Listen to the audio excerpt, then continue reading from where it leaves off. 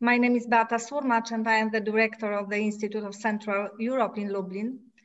And I would like to welcome, first of all, panelists of this seminar, or rather webinar, but also everyone who joined us to watch our event. Let me first introduce our panelists, who are really well-known experts from Albania, Kosovo, North Macedonia, Poland, and Serbia and Poland. Georgina Bami, who is the correspondent of the Balkan Insight from Kosovo. Thank you very much for accepting our invitation to the webinar. Mrs. Albulena Halili, who is the researcher at Max van der Stoel Institute at the Southeast European University, North Macedonia. Mr. Rigels Halili, who is from the Center for East European Studies, University of Warsaw. Thank you both thank you very much for accepting our invitation. And Mr. Besnik Vasoli, the expert on the EU accession process from Prishtina, Kosovo. And we are still waiting for Mr. Dusan Janic, the president of the executive board of Forum for Ethnic Relations from Serbia, from Belgrade, but maybe he has some problems with joining us, some technical problems with joining us. The discussion will be moderated by the experts from our institute, Konrad Pawłowski, who is the head of the Balkan department at our institute, and Agata Domachowska, the senior analyst from the same team. And the theme of our webinar is the last parliamentary elections is Kosovo. And the main question is it a real political change in Kosovo? The elections took place in the mid of February, on 14th, as far as I remember. And I think that we should try to answer the question: what does it mean for Kosovo, for both internal policy and the foreign policy of Kosovo, and about and what does it mean for the situation of Kosovo in the Balkan region, especially in the context of relations, normalization of relations between Kosovo and Serbia. As I am not a participant of the discussion, it's not my subject of special knowledge or special interest. Please let me to switch to the watch mode of the webinar. And I would like to now to give the floor to the moderators. It's your floor. Thank you very much. Madam Director, thank you very much for your introduction. Thank you for being with us. And I think we should start the discussion because. And one more thing, if I can. Because you can see that I'm at the institute at the moment, and I hope that maybe in the near future we will be able to meet in Lublin at the Institute of Central Europe. So it's my open invitation for all of you just to come to Lublin and to the Institute. Thank you. Thank you very much indeed. Thank you. So the topic about the elections in Kosovo, general elections in Kosovo is probably one of the most interesting, if you take a look into the media. I mean, everybody is talking about the outcome of that election, because I believe the outcome was predictable. Maybe the scale of the success of the Vedvendosje party, it's something which is still, I mean, everybody knows almost 48%, I guess. So we know the election result. But if I may ask you about the genesis of that election, because I mean, the question occurred, how did Kosovo come to the third early elections in 5 years? I think this is a very reasonable question. In my opinion, maybe it's the sign of some political, the problems with the political stability in the country. And so I would like to ask you about the brief analysis of that political process which led to the early parliamentary elections in Kosovo, again, if I may add that. And what do the next early elections say about the specificity of Kosovo's political and legal system? I think that question should be answered at the beginning. So can I ask, can we start from Ms. Georgina, please? Yes, thank you. So as you said, it is third election in 5 years, because Kosovo had an election in 2017 and then another in 2019, and now again last Sunday. So no government has actually finished its 4-year mandate in Kosovo, which shows the political instability in the country. One reason can be the polarization of the parties, and because each party has its own electorate, and it's constantly sending to governments being overthrown, or prime ministers resigning for different reasons, even for legal issues, that like the problems that they have with the law, which is the case, for example, of Ramush Haradinaj, who resigned because he was summoned to be questioned in the special court in The Hague. Now, in this last year, in 2020, there have been 2 different governments within 1 year, and we are expecting the third government at the beginning of this new year, 2021. So the first Kurti government, it was very difficult to form the government, because LDK and Vedvendosje decided to form a coalition together, because they were the parties getting the majority of the votes. So they decided that the people want them to collaborate together, considering that the PDK had been in government since before the declaration of independence in 2008. But it was difficult for Vedvendosje and LDK to decide on the terms of their coalition. It took very long. So the elections were in October, and the government was voted in February of 2020. So around 4 to 5 months of talks. And that government only stayed in 50 days officially, around 50 days officially, because the coalition partners couldn't decide again on main issues, including the dialogue with Serbia and how to be with the US and the EU and their say in the dialogue. So that government was overthrown within, because LDK, one of the coalition partners, initiated a no confidence motion. But this didn't send the country to elections due to the pandemic, maybe because LDK knew that it wouldn't win the elections at that point. So they actually voted another government that was LDK with smaller parties within the assembly, that formed a new government led by Abdullah Hoti. And as you know, now we have we had another election. Sorry, because sometimes it looks like we are playing with words here. But this third election came after Vedvendosje challenged the LDK government, if I can call it LDK government, to the Constitutional Court, because one of the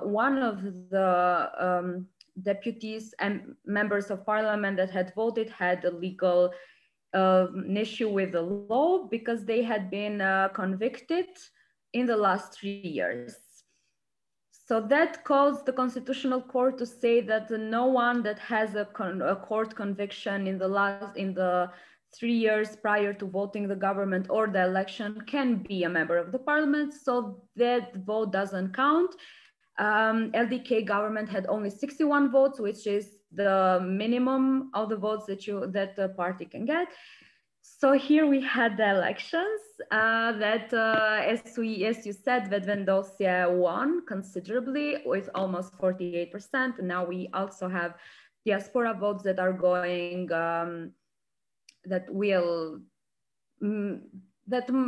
most of the people, most of the experts are expecting to be for Vedvendosje like in the former years.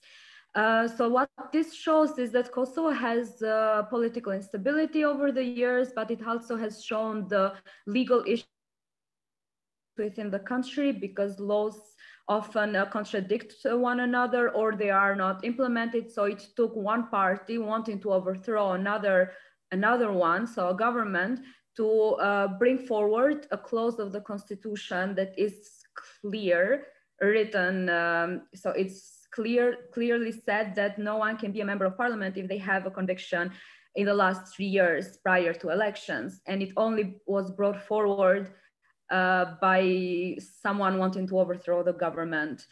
And again, for example, Albin Kurti also had a suspended conviction in the last 3 years, but he still ran for MP. So despite that, the court decided, despite that one government was overthrown because of it, we still have that clause not fully implemented. These elections also brought forward different other legal issues. For example, Kosovo has a gender equality law, but it also has a quota for women in parliament of 30%. The parties use the quota when it comes for their lists of candidates lists, that they only choose 30% as well. It also showed that it is difficult for Kosovo to legally, to have a legal certificate or to show what ethnicity you are, despite that it is a multi-ethnic country. This calls for an individual who declared he was Bosniak not to be able to run as a certified member of parliament for a Bosniak party. So I think I would close. Yeah, thank you very much indeed. And I would like to ask the same question, everyone. So maybe we can skip some parts, but add some different flavors to the discussion. Ms. Albolena, the floor is yours, please. Thank you very much. So Georgina has very well described the whole situation. So maybe, but because you want the same question to be answered by everyone, I will try to do some chronology. So so since the last parliamentary elections in October 2019, Kosovo has had 3 governments, which is very how to say, unique for the Balkan countries, neighboring countries, which are ruled from some period of time by the same people all the time. So we have some kind of semi-authoritarian regimes in the or not declared authoritarian regimes in the region.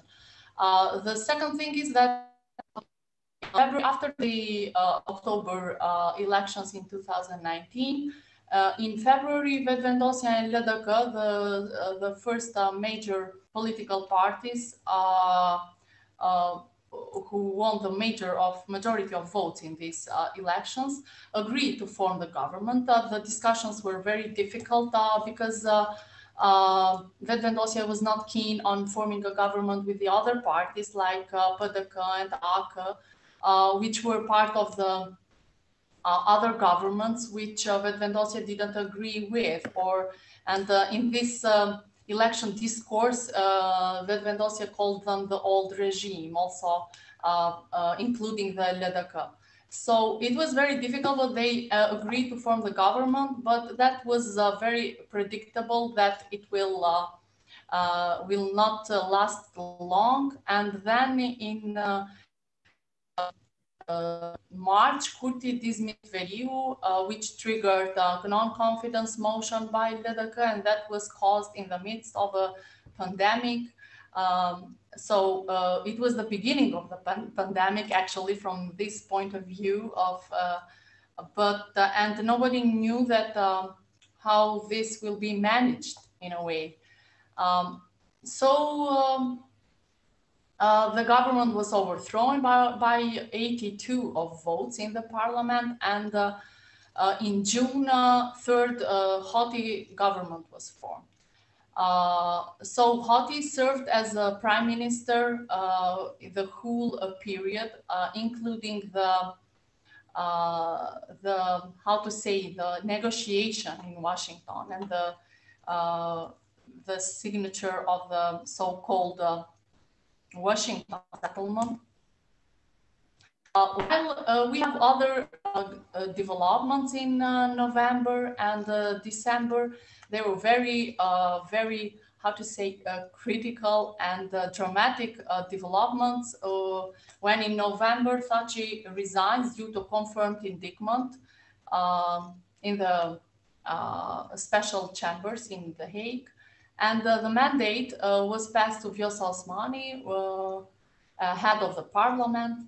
And then in December 21, as Georgina described very good, is that the Constitutional Court declares the election of Hoti government illegitimate, which was claimed all the time, but by Vetëvendosje, especially because of a conviction from one MP. This is very interesting, and this shows the lack of the judicial system, because this was alarmed in a way by Vetëvendosje all the time. This was also a member of the Constitutional Court declared this that should happen, but and this is very interesting. How come they waited so long in order this to be done, but actually there were a lot of political and international interferences. So it's not that it's just about some internal development. And then in January 6th, we have the announcement of the new elections, which were held last Sunday. And yes, the result was predictable.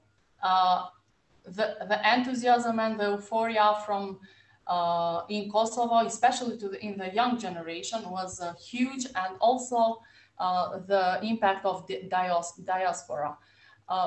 It comes that Kurti was very prophetic when he said that yes, we will go and we were overthrown, but then the victory will be bigger than the last one. And in a way, it shows that maybe this came better for them, because now also the international environment changed. So I know that Vetëvendosje is very happy with this result. The other one, which is very, very important to be stressed, is that these elections prove that Kosovo is a sui generis democracy. So no, it's not that it's just a sui generis state, but it's a sui generis democracy. The elections were truly democratic, and Kosovo, the youngest country in Europe, showed not only the region, but the world, and it's giving lesson to the neighboring states, especially young states who are in transition, about free elections, about votes, about accepting the results, which is very, very rare, especially in Albania, maybe North Macedonia and Serbia.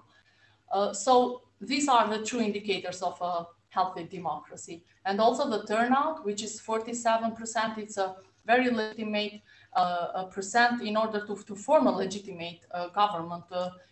For instance, in North Macedonia, the legitimacy of the government it's about 33% of the people. So 35%, it's maximum of the turnout in the elections in North Macedonia.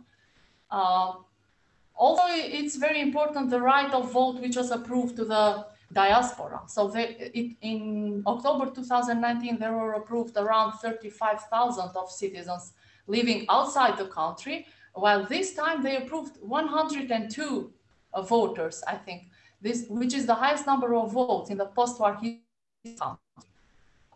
The diaspora's vote previously was contributed around 4%, I think, and now it's about 11%. So, and this confirms Kurti's claim that Vedvendosya is our asset, and of course it is. So, the participation of diaspora in these elections confirms this claim. Thank you. Thank you very much indeed. Can I ask Mr. Besnik for the same question? The same question. Maybe add some. Can you contribute to the question as well, sir, Mr. Besnik?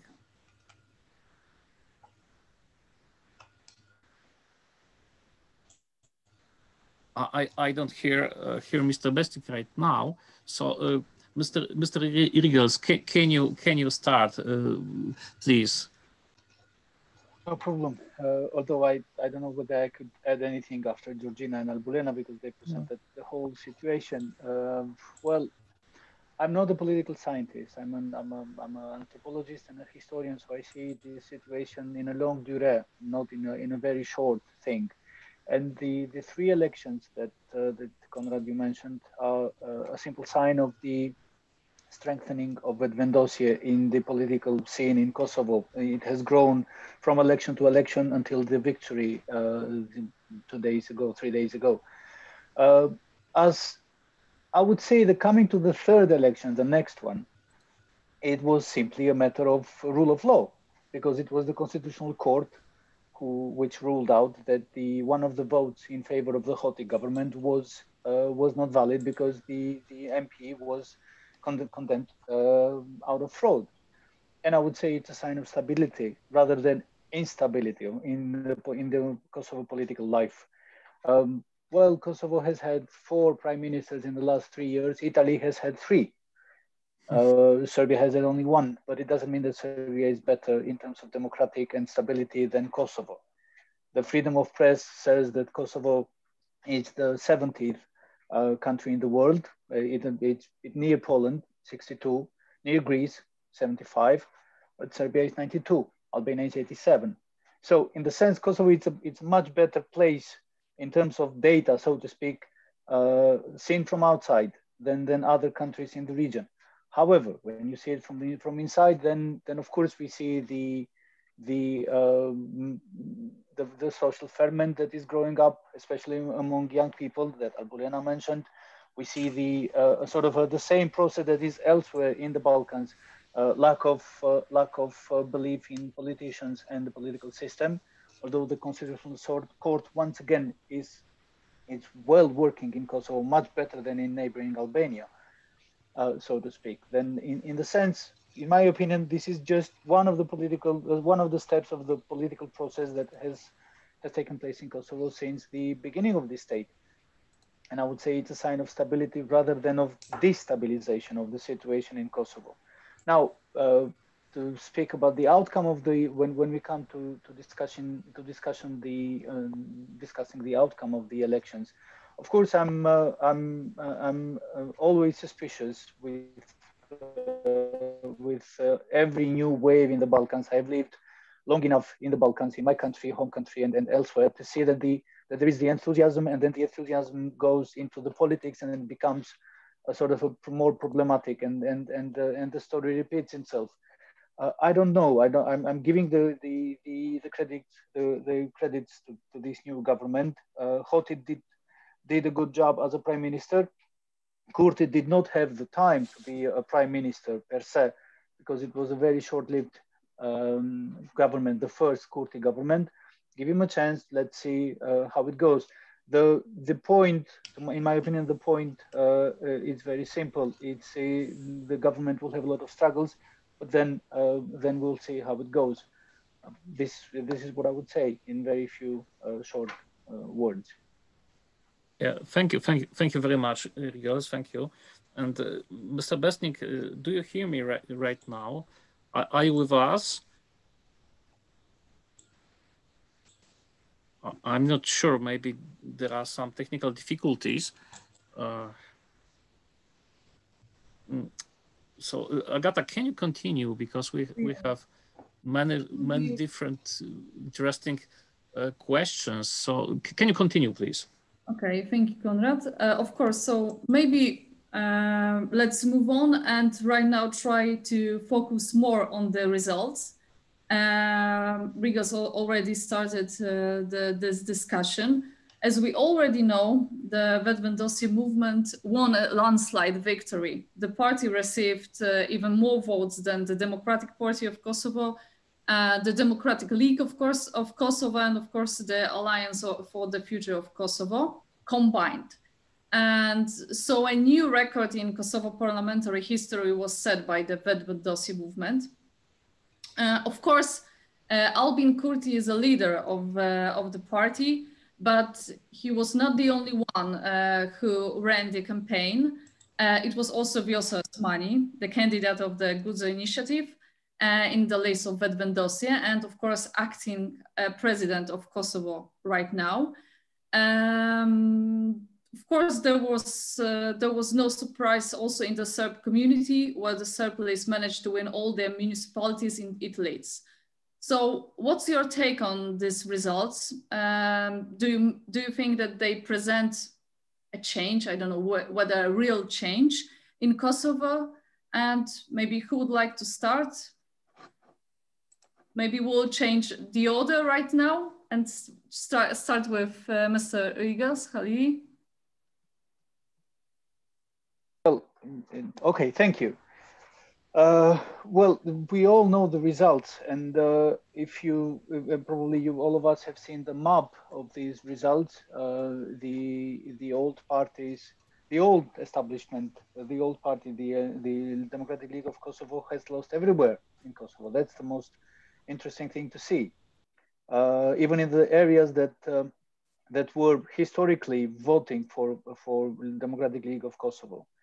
You may see also that in the area of Drenica and in the central area of Kosovo, and the Democratic Party of Kosovo has won, and the Alliance for the Future of Kosovo has won also in the same areas that it had before.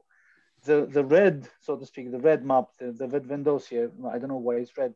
It shows that there is a sign of change all around Kosovo. Now the point is, and I don't know the structure of the age of the voters. So assuming that most of the young people have voted in favor of Vetvendosi, which shows that there is a radical change is going on in the Kosovo society, especially among Albanians. Of course, the three municipalities have voted for the Serbian parties, and it's all understandable. It shows a sort of a radical change among the youth, and perhaps it's time to speak about the sort of a shift that is beyond the daily politics, and it follows the line of a shift of perhaps of a generation shift. Let me remind you that these and the elections of 2019 were the first elections when the generations born after the war were voting. So the generations of people who were educated exclusively either in pre-independence Kosovo or in independence Kosovo, and that shift will definitely, I think, will have an impact on the Kosovo politics. I don't want to comment on whether Vetvendosi will be able to implement its own program. From the declarations of Albin Kurti in the last 2 or 3 days, we can see that he will follow the things and the measures that he wants and he has already claimed, especially in regards to the situation of relations with Serbia. However, I think the internal challenges will be more appealing for the new government than the external one, even Serbia, because the COVID situation, the economy, especially the economy, that I think will be the most important issue for Vetvendosi in the months to come. But that remains to be seen. And again, very short comment, because Konrad told me no more than 5 minutes. I'm going to keep it in 2.5 and give the floor to the others. Great, Rigos, thank you so much. I don't know whether we could hear Besnik. Maybe there are still some technical problems. So right now, Albulena, what's your opinion?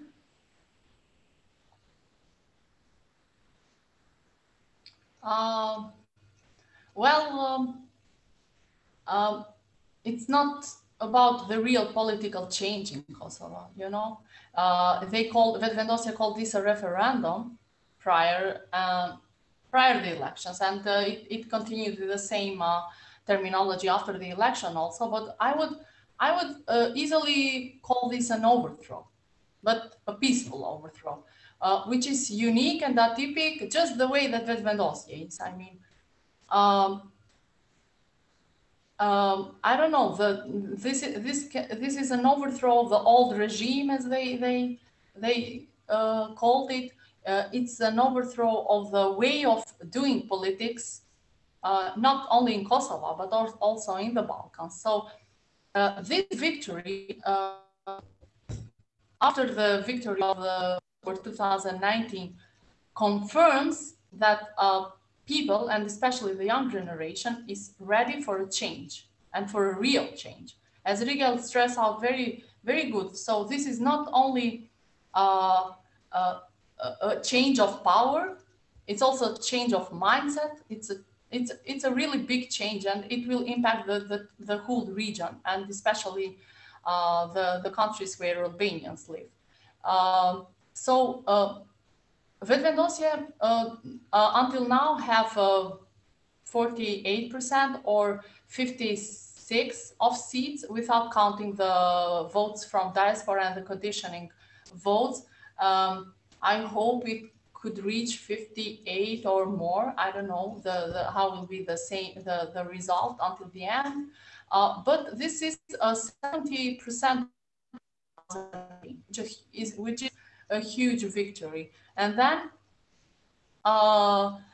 we can see that the support for Vetvendosia from 2010, when they ran for the first time in elections in Kosovo, has increased for about 5-fold.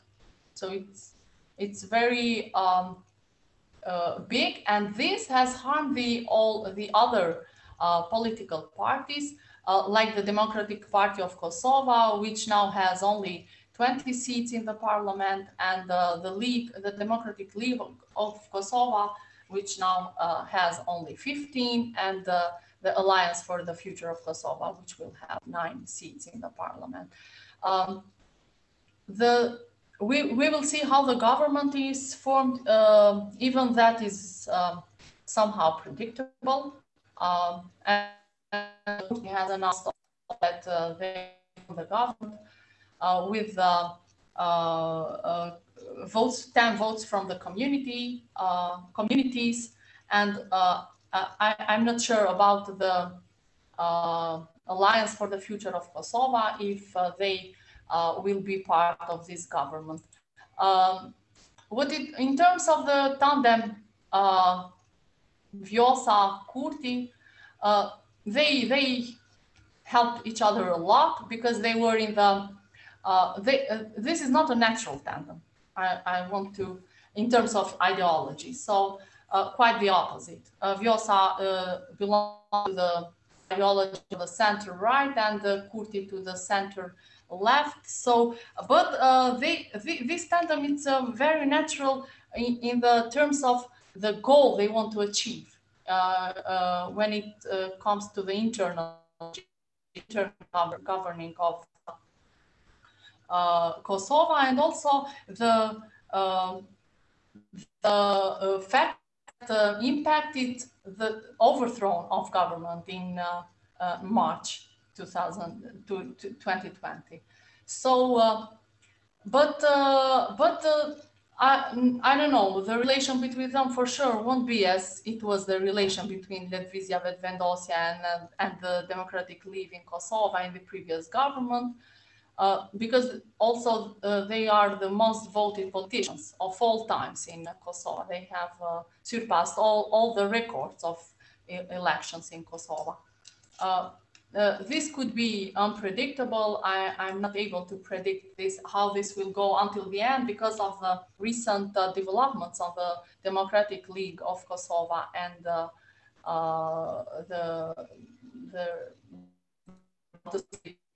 politics of the Isa Mustafa, who is chairing with the Democratic League of Kosovo. So in terms of this, there can be some unpredictable situation. Otherwise, yeah, that's it. Thanks. Of course. Thank you so much, Albulena. I would like to also add that we've already have a question from our audience. We will ask our guests after the discussion. So everyone who would like to ask another question, please submit them in the Zoom chat, and then we will ask those questions after the discussion. Hello, Besnik, once again. Yes. Hearing you. Sorry, I apologize. I had very bad internet connection. Had to change between two providers. Linking to my neighbor's internet didn't help either. So I moved to 4G, but we have, I don't know what, it seems to be a bad day for connection. No, while on the other hand, to be honest, it was a great week for Kosovo. And I'm coming back to the question. I think it has been a very, very important victory for democracy in Kosovo. I think I'm not talking here about political parties. I'm talking more about the general population because the Kosovars, and I'm proud being one of them, showed that we can, that we are very active and politically aware, and that we understand that the way we can do change is not through just complaining, gossiping, or using other forms, but through participating in the democratic life and punishing those through vote that needs to be punished, and not the other way around. So these elections were elections that actually that we hope that they will make all political parties reflect, winning and those losing, that they realize that they cannot get away with anything, that they are being observed, monitored very closely, and that when the time comes to cast the vote, the ballot, they will make the right decision. And I really hope that those that lost will specifically think about it, reform their parties, and make the change that they need to do, because Kosovo needs a healthy democracy. We don't want one or two parties system in Kosovo. We need at least 3, 4, or more. We don't need 20 or 30, but we need definitely more than 2. Because also any position, no matter if it's Venedosia or whoever, needs to have a very strong opposition as well, to keep them in checks, to keep them in balance, and to make sure that the interests of the public are protected. Now, to specifically to reply to the question, it is a real change. It's a generational change, even though Mr. Kurti and Ms. Osmani has been for quite some time in the political life. They are by default younger, much younger than the others, quite younger than the other contestants, and therefore they are seen as people with new vision, or with the energy to change things in Kosovo. Obviously, we need to see and observe how they will go. We need to see that Kosovars need to be patriotic. They don't need to be nationalistic. We need to improve our country. We need to work very hard to make Kosovo a very better place to live for my kids, everyone's kids. We want to keep migration at bay. We don't want that our not just brain loss, but in general, that people migrate from Kosovo in numbers that we are seeing not only from Kosovo, but from everywhere in the region. And for this, we need a responsible government that takes things responsibly, that makes policies responsibly, that has a good regional approach, that works with its neighbors, that tries to leave the past behind, and that is forward looking towards the European Union. And to do this, we need our external friends as well. You, everybody else, European Union, United States, anybody who can help, not only Kosovo, but the whole region, because the only way forward that the region gets out of the situation that it is, it's if we have a clear future, and that clear future has been, and we hope that it still is, the European accession, European integration process. If that light is turned off at the end of the tunnel, we will be stuck in the tunnel as the region. And we don't want to be stuck in the tunnel, because we get nightmares as we got in the 90s, and they were very bad nightmares. So we need to, and therefore this is something that I hope that you and everybody else can also sort of lobby or bring it up anywhere you can, that the accession process for Western Balkans needs to be there, needs to continue, needs to be even made more dynamic. We have Albania and Macedonia who are waiting for so long to start negotiations. We have Kosovo that is waiting for so long to get visa liberalization, which is honestly not fair to young people who know whose only destination to jump on a plane is to go to Istanbul.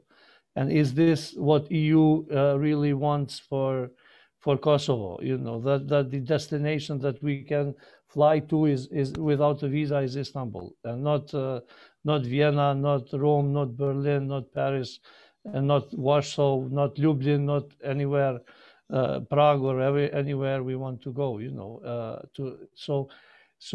you know, yes, criteria need to be met. We need to make safeguards for European Union and our friends. We need to make sure that organized crime, corruption, and migration and everything is managed in line with the EU norms and regulations. But this should not be a precondition for you know, extending these processes forever and not seeing the light at the end of the tunnel. So yes, the change is hopefully real. We really look forward that the new government led by Vedvendosje will make a change also in people's lives, and that we will move on, and hopefully also other countries in the region will follow this example, and that they will also make the necessary changes in their political systems that are quite outdated in most of the countries, that they are there since 90s or whenever. So, thank you. Great, thank you so much. And now, last but not least, Georgina, would you like to add something more? Thank you. I would like to put it into perspective and make a small comparison with 2019 election results. So Vedvendosje this Sunday took double the votes of what it took in 2019, when it had around 26% of the popular vote, and that it was very close to LDK. So Democratic League, the Democratic League of Kosovo in 2019 had around 24.5%, and in these elections it came third with only 13%. And the Democratic Party of Kosovo had around 21%, and it dropped to 17%. So this showed that how the the citizens of Kosovo, I think, were tired of this old political class, and they really wanted a change, and they saw a change in Vedvendosje and Vjosa Osmani initiative. Because they somehow went against this traditional political caste that was in Kosovo. So they are seen as the people that could drive the country towards a change. It can be difficult, as Albulena, I think, mentioned, that they are from two different political values, Vjosa Osmani and Albin Kurti, but they were brought together because of the similar aim to make the country progress.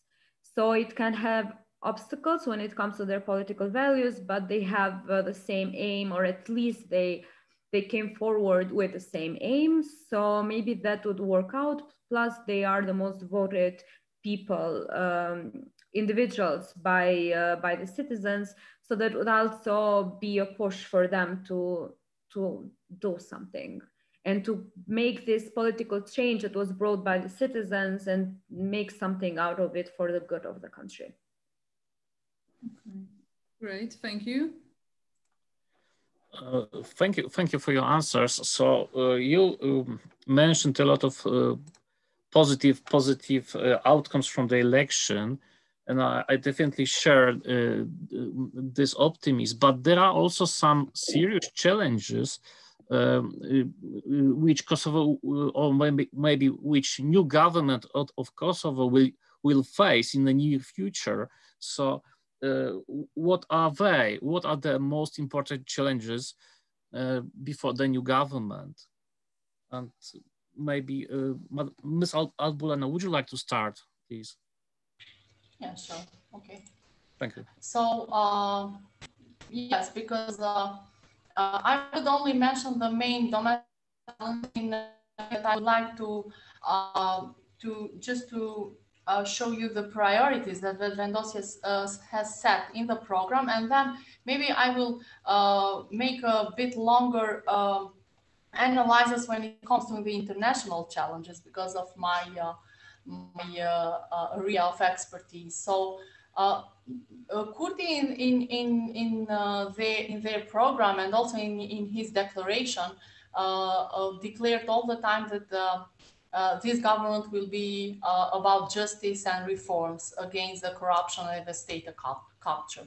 So this is the sentence that characterized him all the time, and this was the sentence that brought mostly the votes of the young people and the young generation, I guess. And the Vendosje program was divided into two sections, the present and the future. So he clearly aimed at the young votes and the young generation votes, and his priority was set about the school and economics and universities. So the first, maybe this is the first priority in his program, but this is not the first urgent matter that he will deal with. The first urgent matter that he will have to deal with is the pandemic and the managing of the pandemic. We saw different figures after they left from the government, and this has to be addressed as soon as possible. So this is related to their second priority, which is public health. And then he has numbered other internal, fighting the crime and corruption, stopping the financial bleeding, as they called it.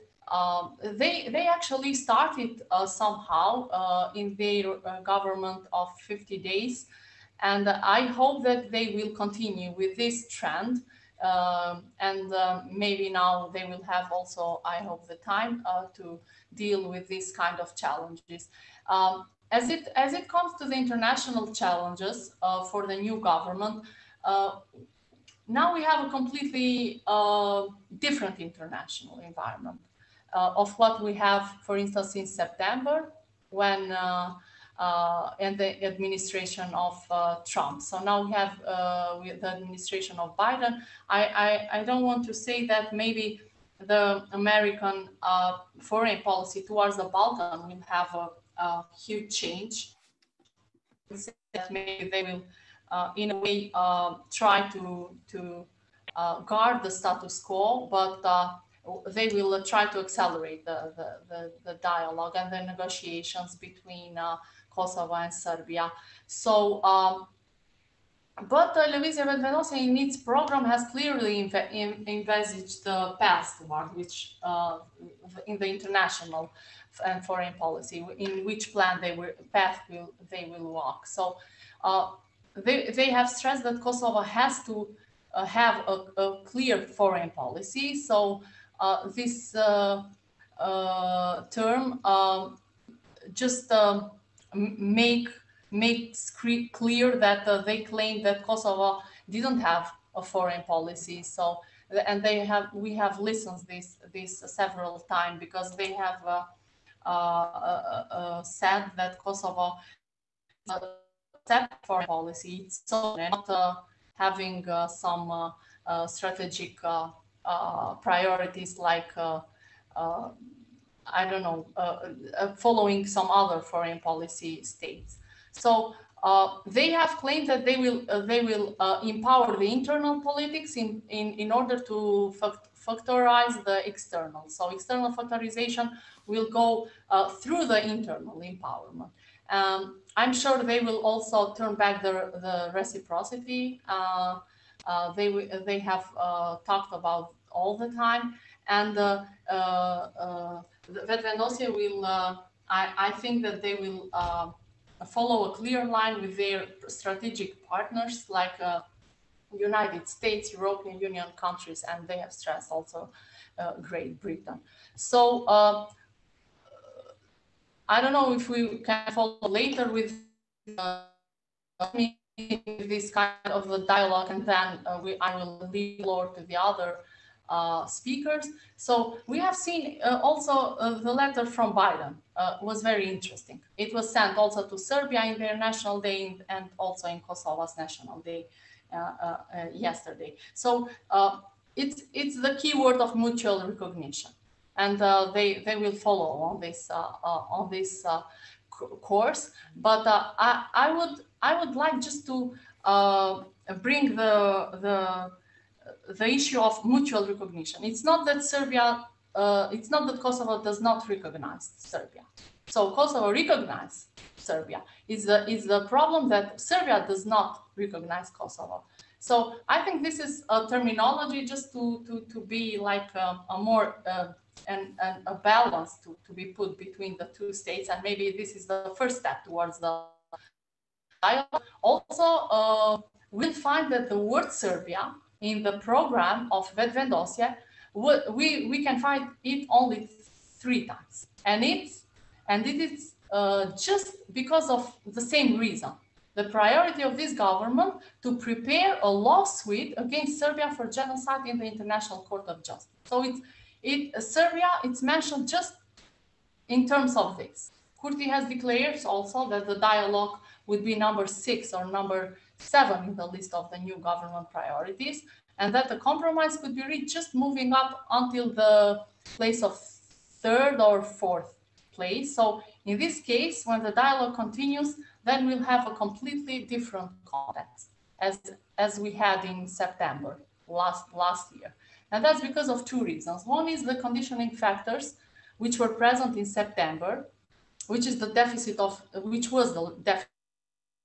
We don't have it anymore. So we have a legitimacy in both countries. We have a legitimacy in Kosovo, and we'll have also in Serbia. And also I hope that this time there will be also a national consensus in Kosovo, which was missing last time, because the discourse and dialogue was polarized and even divisive. So this was also in terms if dialogue continues. So, and I will end here. Yeah, thank you. Ms. Georgina, please, about if we can focus on those domestic challenges, and maybe the last question. Actually, we have the question about the foreign policy. We have also the question from the audience. So we will answer the question about the foreign policy later, if you don't mind. So the domestic challenges, please. Yes, if you don't mind, I would have a little longer answer here, because there are many domestic challenges that the new government faces.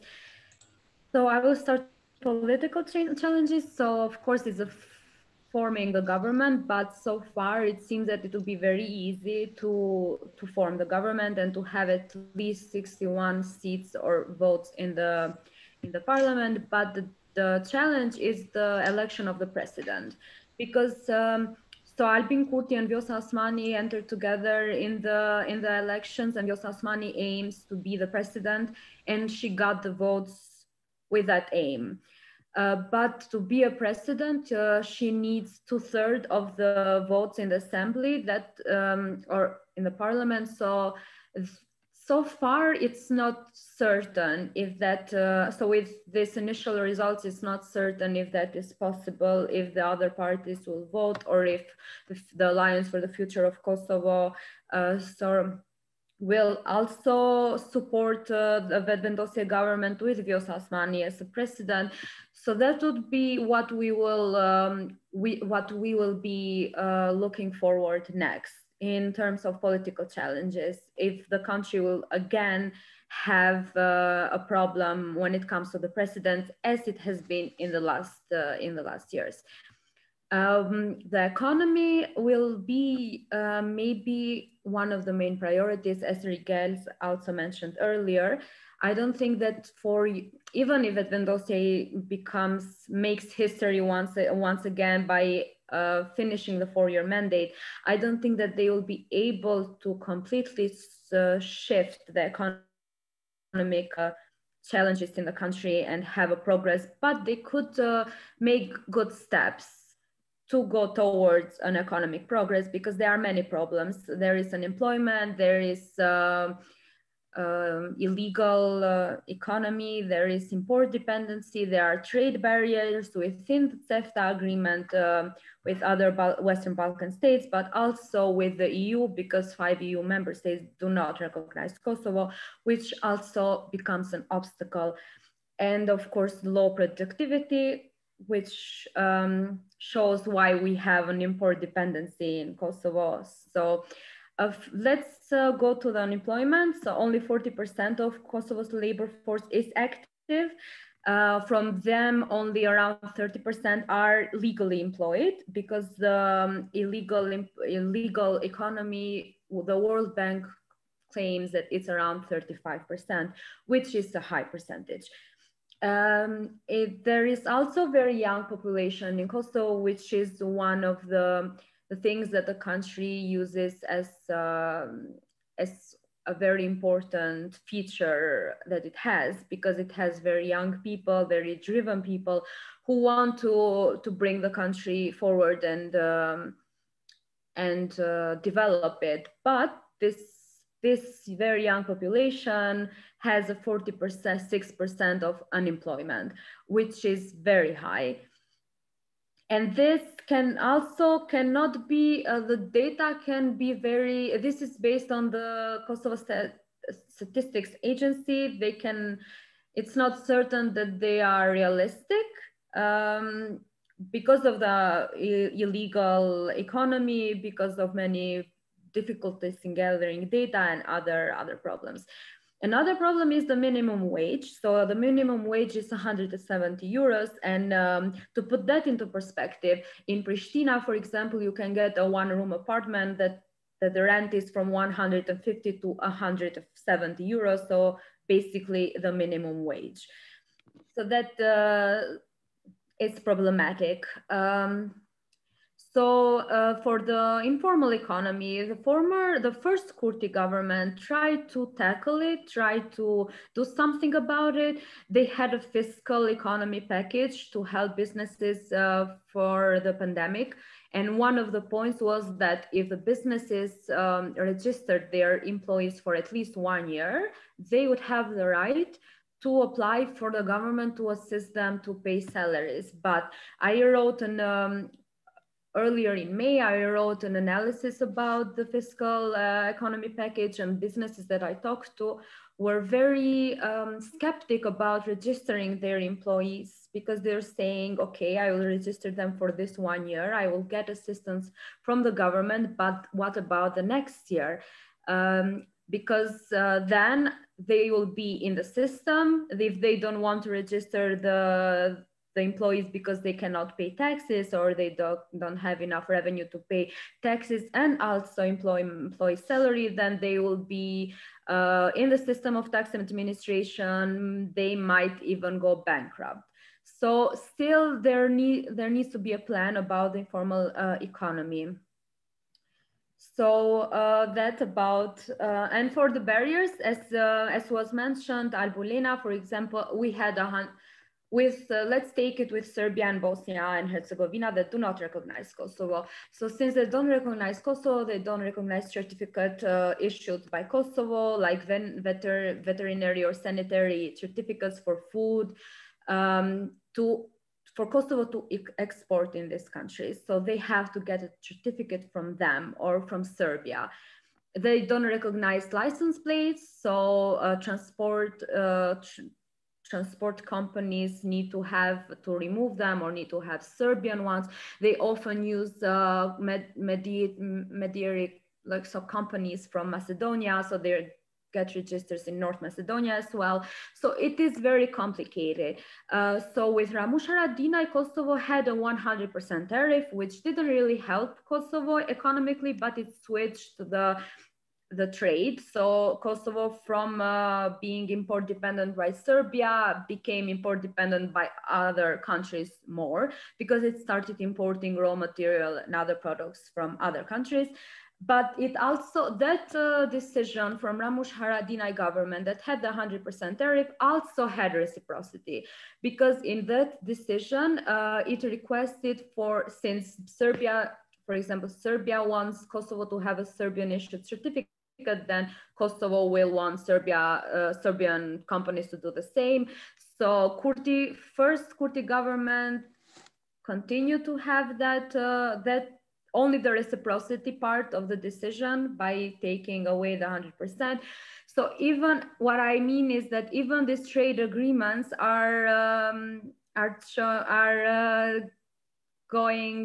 they are not being used to facilitate economy, but mainly to create a trade war. Another issue is the corruption. Already there is a vetting process that has been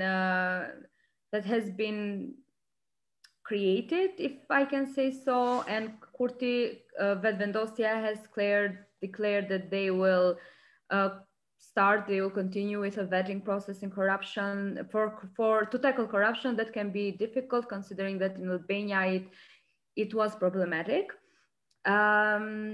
So that would be it. The social problem would be the division within a society with different ethnic groups that are equal in when it comes to the law, but not when it comes to reality. And sorry for taking so long.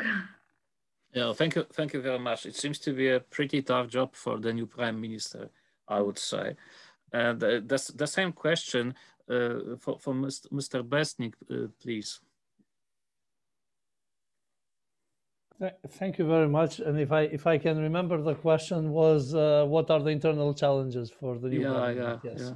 Well, I think except for what Georgina just pointed out, I think he has promised, and it is needed to do this vetting of the judges and prosecutors and basically the whole apparatus. I think this is easier said than done, to be honest, and I think this is one of the biggest challenges that the new government will have: how to do the vetting and how to ensure that the vetting done will be successful. Let's not forget that there was a vetting in 2010, if I'm not wrong, by EULEX and the international community, UNMIK included, and they were not very successful. I mean, according to the results that we see now, I mean, they probably did their best and they engaged the best ways possible. But as we can see, there are so many court cases pending, and we don't see many,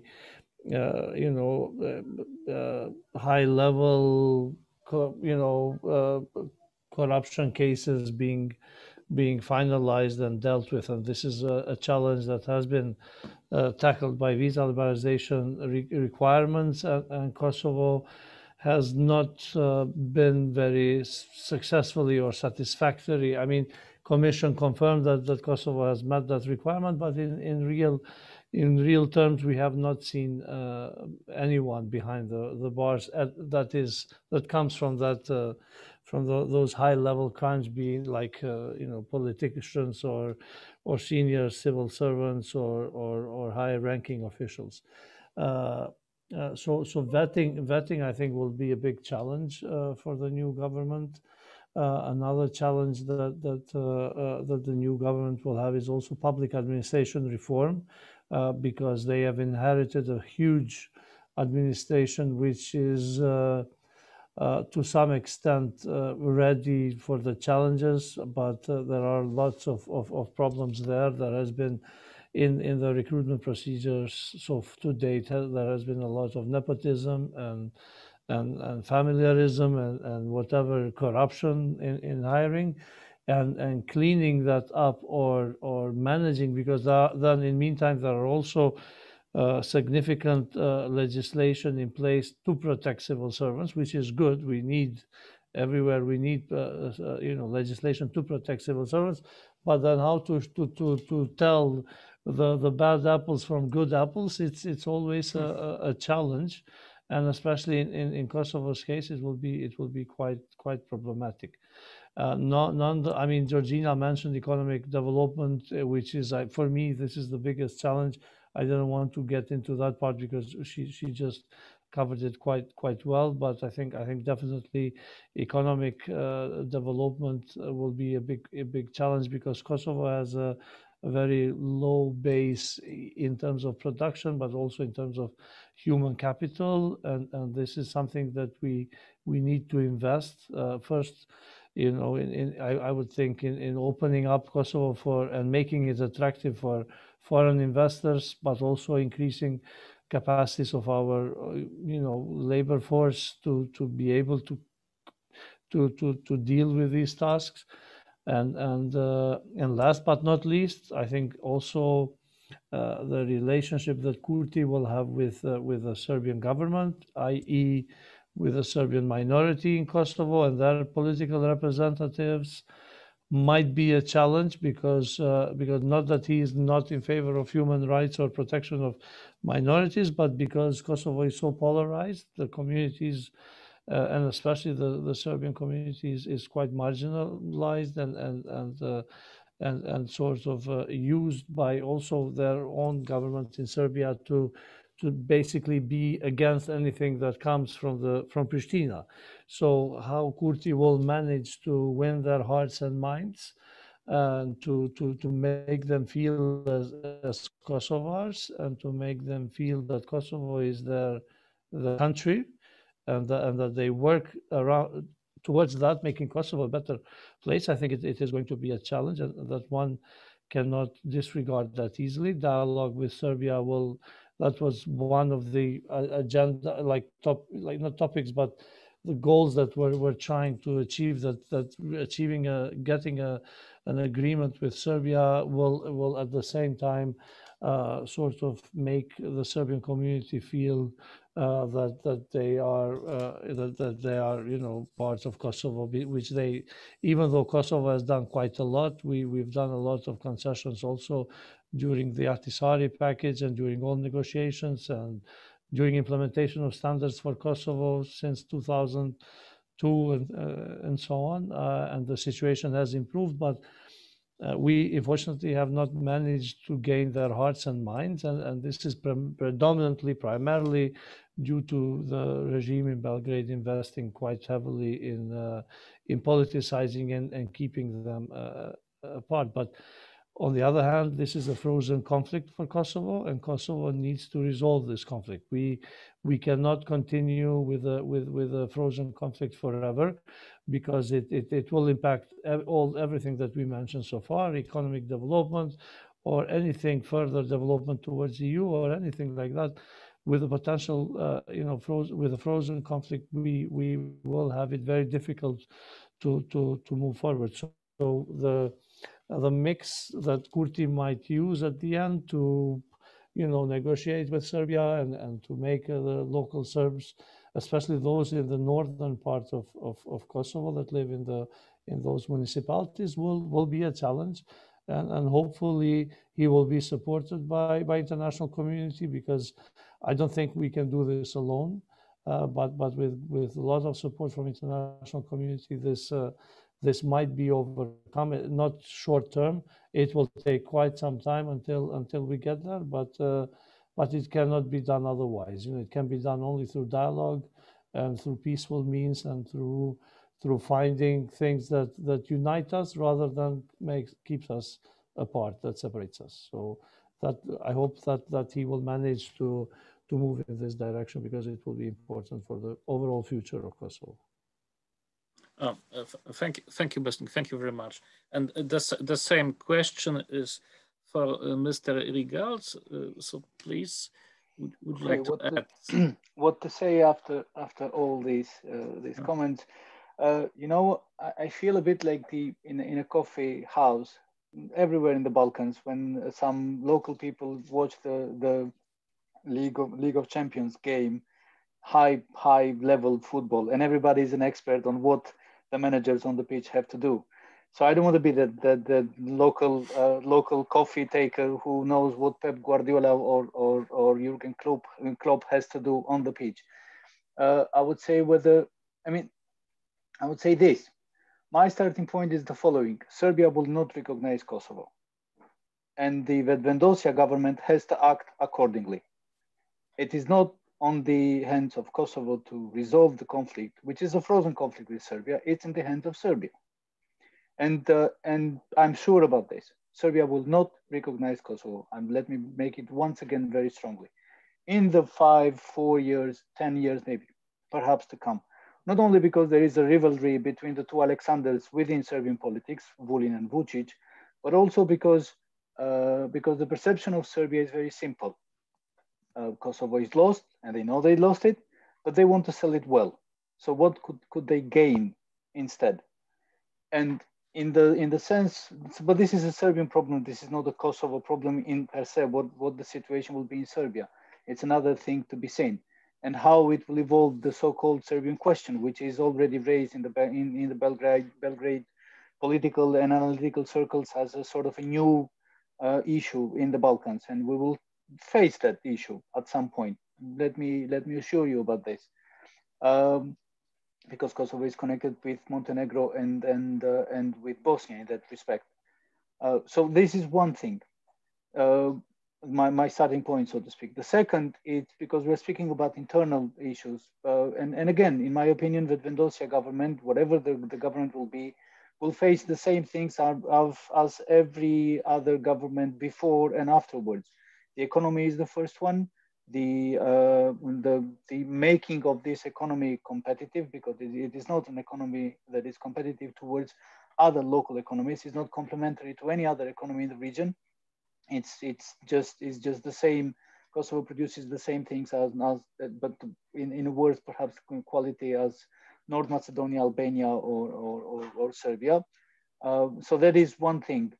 The political challenges, I don't see a conflict between Vjosa Osmani and Vetvendosia and Albin Kurti in terms of values, because Kosovo, in my opinion, has not the luxury of Central Europe countries to fight over values. Like in Poland or in Hungary, we are facing these years. There is no way to fight about values, because there are better and more urgent challenges. And then the first one is the economy, as you all spoke, and I agree with you. The social element, the most important element that I would say in terms of social issues is education. If Kosovo wants to make, in the long term, an economy that will be competitive in the region, it has to use the best asset it has, and that is the population, and hence educate this population not to face the same problem as Albania has in the late years, with the massive brain drain, but also with some 70% of youngsters saying they want to leave Albania, which is it'll be a catastrophe for the country. So it's the same with Kosovo, and Kosovo faces the same challenge as Albania. Albania did not pass the exam, I would say, the government of Albania. Kosovo has a new chance. To use the metaphor of the tunnel, usually when you are in the tunnel and you see the light, is a train coming towards you. So I would be very, very careful with what lights are coming. So the best way to get out of the tunnel is to use your own lights, and that is what in short term Vedvendosya will face. I wouldn't claim that. I wouldn't say that the pandemic is a problem for Vedvendosya government. It's a problem for every government in Europe, and Kosovo will follow the same. So in short term, it's the political situation in the country, it's the stabilization of the political situation, and that Vedvendosya will achieve that because it has the numbers simply. But I'm more worried with the mid-term and long-term. So I would follow here Besnik with administrative division. It is a question that has to be tackled in Kosovo. Kosovo has a very huge administration. The same actually goes for Albania and North Macedonia. All these countries do not need that huge administration. But on the other hand, the Vedvendosya government to tackle this issue will have to face the civil service corps, and then also will have to face a very simple issue, bureaucracy that in Kosovo is already existing. And we can be critical towards Kosovo and then towards these 13 years of independent state existence. But we have to be very realistic about one thing. The institutions are there, they are working, people are working, bureaucracy is functioning. So the new government will have to rely or face those challenges. It depends on the government whether they will do this. But in terms of the long term, really, in my opinion, the most important thing is education, the education system. I'm saying this as an academic teacher because I'm more into these issues, but I see that as one of the most important long-term challenges in terms of internal policy. In terms of foreign policy, there are other issues that we have to deal. But then again, like the question from the chat, I'll give the floors to the colleagues, and then perhaps I will add a few comments. Thank you very much. I think once again you mentioned a lot of problems and a lot of challenges. I hope the government will succeed on that. And I would like to ask my friend to continue. Agata, please continue. Okay, so thank you so much. Because we are running out of time, maybe let's do the questions. And first question is, okay, just let me read it through. It was to do, okay, so first question was directly to Ms. Georgina. First of all, congratulations of the 30th anniversary of the independence of Kosovo. And the question is, what is the role of the Serbian minority represented by the Serbian list in Kosovo parliament? Is it similar to the one of a German minority in Poland? So it's basically neutral to the country politics? And maybe I would add also, because this is another question is from the same person. He also asked about the future relation between Kosovo and Serbia.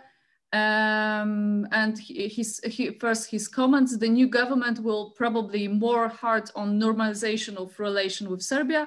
And the question is there a land swap proposition still on the table? So maybe first Georgina, and whoever would like to add, please, the floor is yours. First, thank you for congratulating for the independence, and thank you for the question. It's not, I wouldn't say it is neutral, the position of the Serbian party that has constantly won the guaranteed seats in the parliament, so Lista Srpska or the Serbian list, because it is very connected with Belgrade. We consider it a Belgrade-backed Serbian community party. So it is not neutral for the sense because it follows the policies of Belgrade and not those of Pristina, though it is part of a parliament within the Republic of Kosovo. So also in the Serbian community in Kosovo, as I think one was mentioning earlier, I forgot who, I think Besnik mentioned it. It is one of the poorest groups of society, and often they have many rights violated.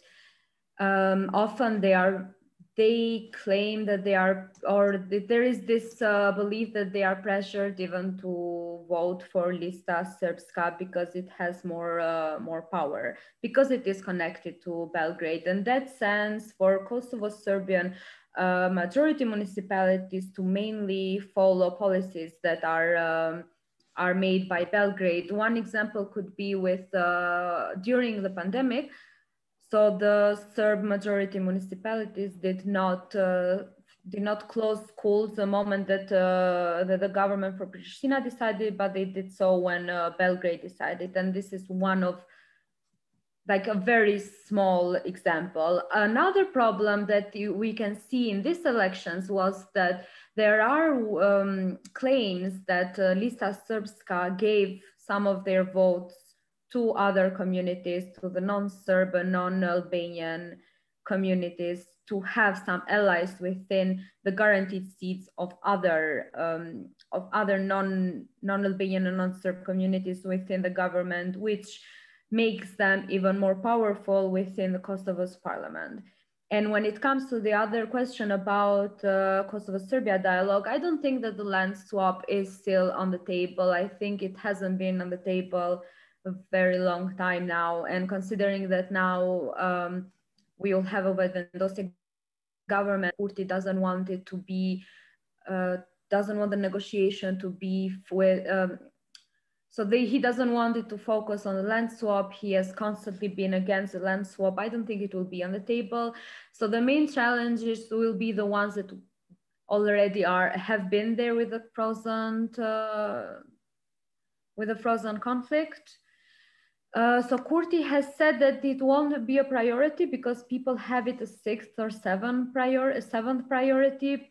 But despite that, people in the polls answer that it isn't an important thing for the country. I think it has to be a priority because, as was mentioned before, it affects many other fields. It affects every other field, like economy, other development of the country, if it is still in a frozen conflict with Serbia. But I think a very important challenge is that Kosovo doesn't have a foreign policy, strategically speaking, and it doesn't really have a trained diplomats. So it lacks state diplomacy. And I think that should be important for the government to train young diplomats, and not only young diplomats, about the foreign policy strategy, and then apply it to the dialogue with Serbia as well. And of course, make it a priority,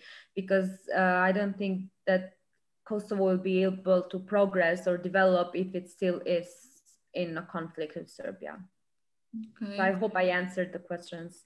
Okay, thank you so much. I would only like to ask a question to Mr. Besink, because I know he needs to leave in a few minutes. He would like to, Maybe very quickly, yes, if you don't, okay. if you don't thank mind. You.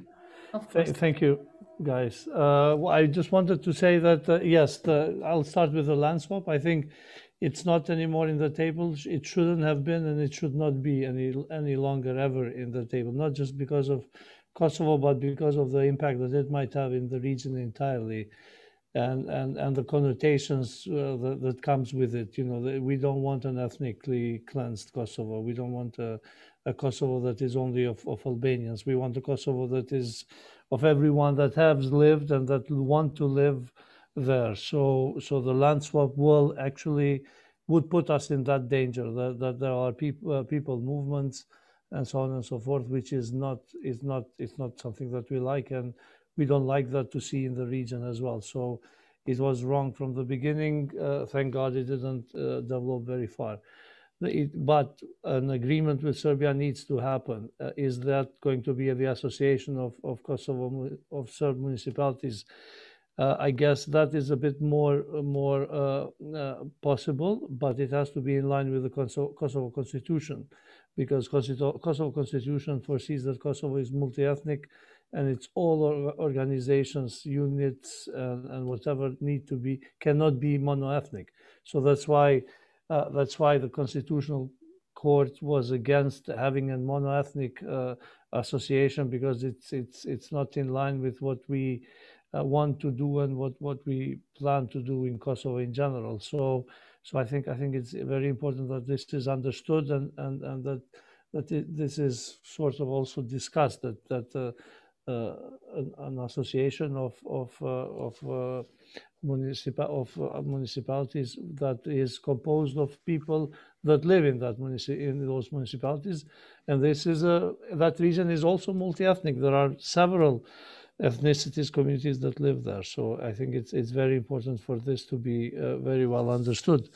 When it comes to Lista Srpska, I hope that they will play the role that they are meant to play, and that is to protect the rights of Serbs in Kosovo, to advocate their rights, to improve our laws, to improve our strategies, and to make sure that the Serbian community gets what they deserve in the very positive sense. So not to I hope that they will not manipulate the Serbian minority, and that they will not alienate them against the other communities in Kosovo or against the regime in Pristina. So they are legally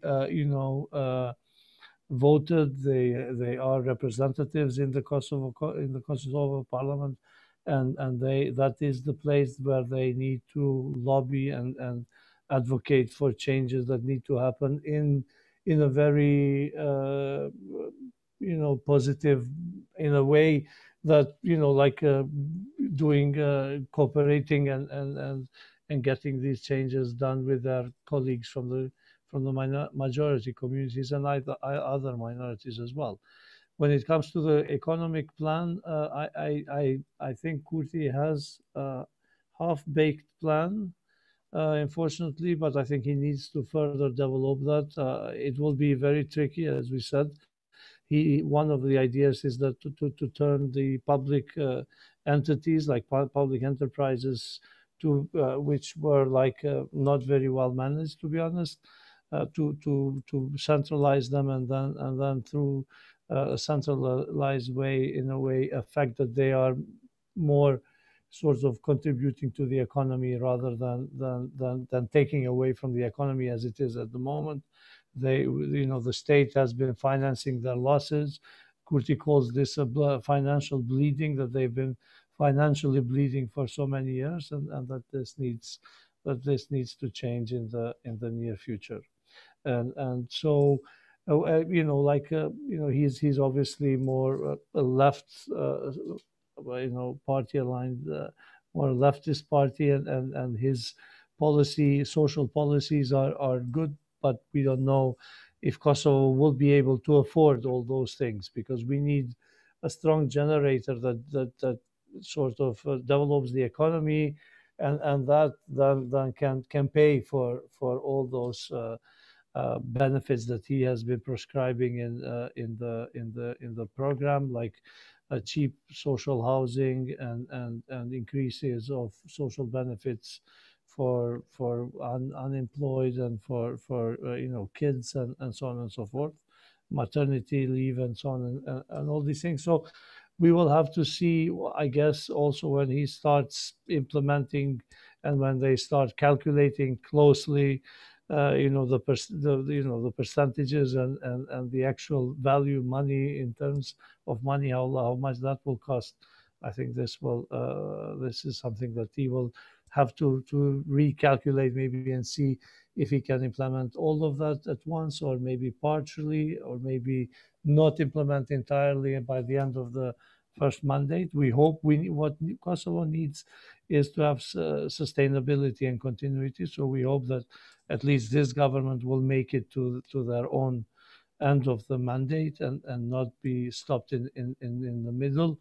And then we hope that after that there is also some sort of a continuity, because one mandate will not be sufficient to change significantly the situation in Kosovo. I think one mandate will be barely poking the issues, while the second mandate might be an answer to many of the questions that we are trying to answer today.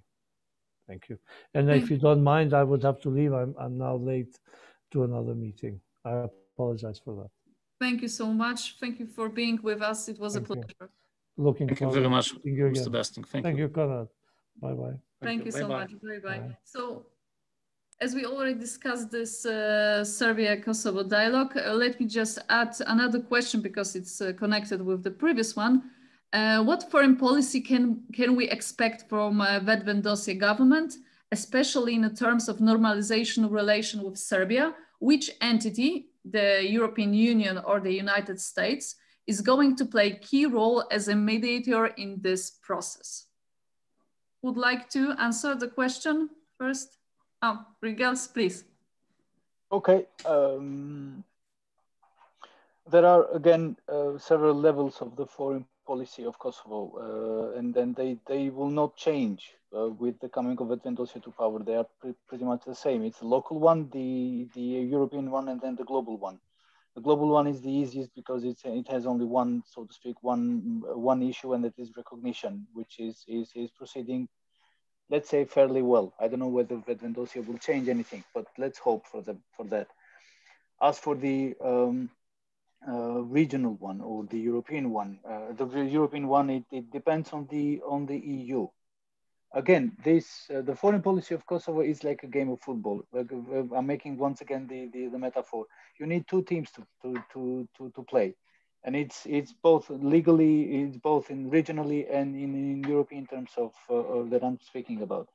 Kosovo will have to play in Europe in a different way that up to this point, and it will play also for the very sheer reason, the personal one.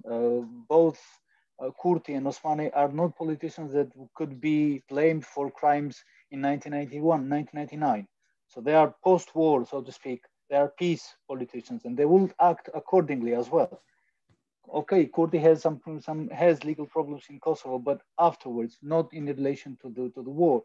So in that sense, this is a huge change in the ways both these politicians will act in Europe. They are just legally elected by the Kosovo inhabitants. So, and they do not have the background that Thaçi or Ramush Haradinaj had. At least, let's hope that no other Dick Marty will come up with some bizarre similar situations. That is one thing. The second, in terms of regional policy, again, this is nothing new. The position of Vedvendosje has always been to act accordingly as a sovereign state, and I'm hoping that they will have the chance to do that in relations with Serbia. But it depends on Serbia; it does not depend on Kosovo. As for who is going to play the first role in the Balkans, EU or US, I think they are going to be both very present, but in a different way. US more in a strategic way and also military speaking, but also with the ideas, perhaps following the ideas that Trump administration had. We'll see about that. Whereas EU it's conducting the same policy as it's conducting towards the whole region. Kosovo is not seen by the EU outside of that policy, and then let alone the fact that 5 EU members are not recognizing Kosovo. So this is going to be there is going to be a continuity, in my opinion, in the sense that Kosovo will, the challenges for the new government are not, in my opinion, are not in the foreign policy. This is not the priority. The foreign policy it should not be a priority for this government. It came with the banner of revolution, and it will have to face especially the internal situation and make the so-called revolution as everybody is expecting for this revolution to happen.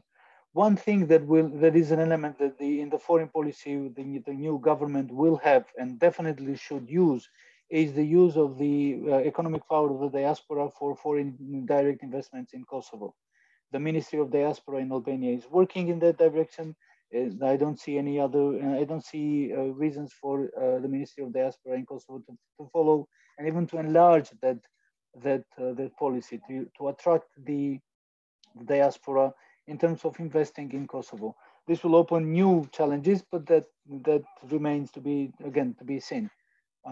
This is how I would answer to that question. Okay, thank you so much. Albulena, would you like to add something? Well, I think I already said with the answer to the previous question. So this is all. Vetvendosia would like to the internal empowerment for the external factorization. So this is I also agree with Riget's what said. So that would be the Kosovo foreign policy. And in terms of the dialogue, well, we have seen the Kurtis declaration that's not a priority, and the policy of United States and European Union would be like a status quo from the Balkans, and maybe the U.S. foreign policy it's not that would change so much in terms of the foreign policy toward the whole Western Balkans and in particular about Kosovo regarding of administration. So that's okay, thank you. Georgina, anything else would you like to add? I agree that Vetvendosia will try to strengthen the country's position internally first and then maybe use it to pressure Serbia. So Kurti previously has pledged that they will sue Serbia for genocide. I'm not sure how realistic that is, considering that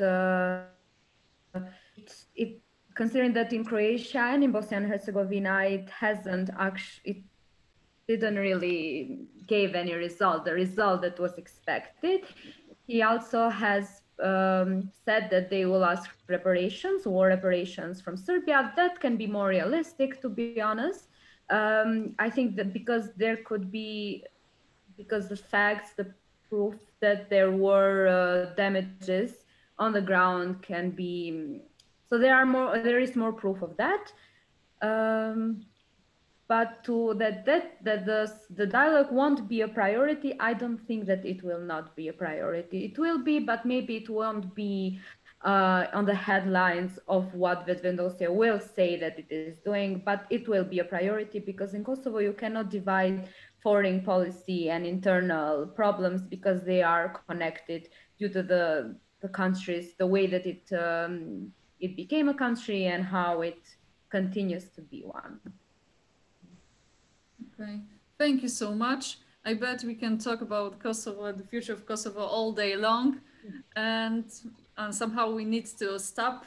So once again, thank you so much for agreeing to take part in our discussion and for giving me and hopefully everyone else plenty to think about today.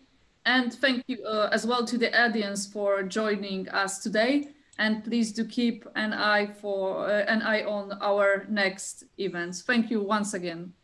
Thank you. Yeah, thank you very much. And if I may say like a closing remark, I think this is a huge political success for Vetvendosia, and this is a huge political hope and for the change, but also a lot of challenges you mentioned. So let's hope that new government will change the situation for good. And this is, I believe this is a change, real political, generational change in Kosovo. Thank you very much indeed. Thank you for your participations. Thank you for being with us. Goodbye. All the best. See you. Bye. See you. Bye-bye.